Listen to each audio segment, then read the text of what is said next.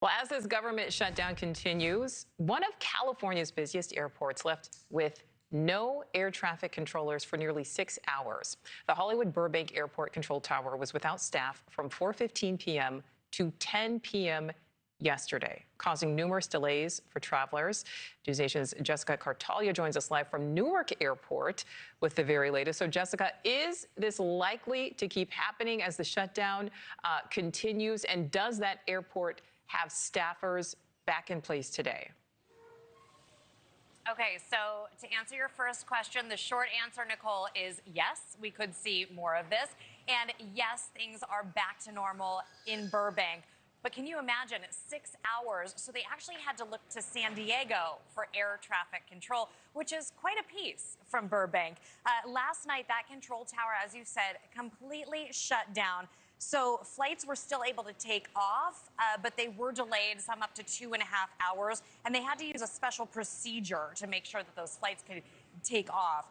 Some flights had to be canceled altogether, as you'd imagine. But pilots were expecting clearance to land when they heard this on the radio.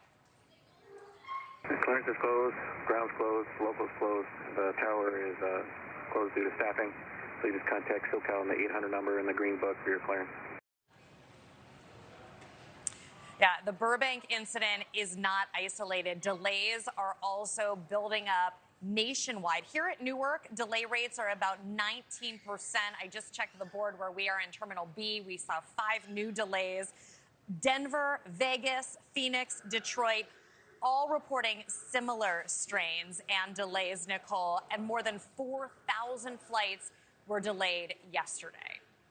All right, so Jessica, we know that the U.S. was already short about 3,000 air traffic controllers, and that was before this government shutdown. We know the Transportation Secretary, Sean Duffy, was there in Newark meeting with controllers yesterday to discuss some of the current challenges. What came out of that meeting?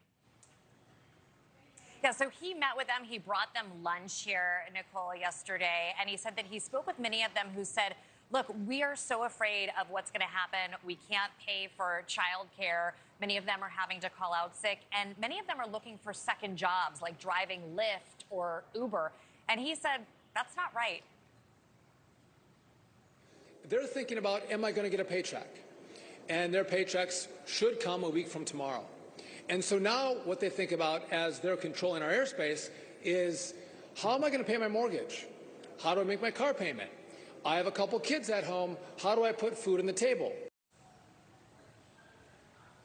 So you mentioned that shortage. Well, 13,000 air traffic controllers still have to come to work. They are required regardless of this shutdown. But as I said, if they can't pay for childcare, many of them are forced to call out sick or take the day off.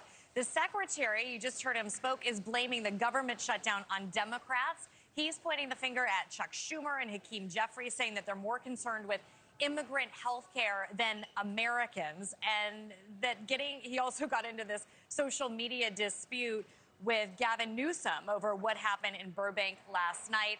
But Nichole, the travel industry warns that we could see billions of dollars in losses if this shutdown continues, and at the very least, telling travelers to get here early and really pack your patience.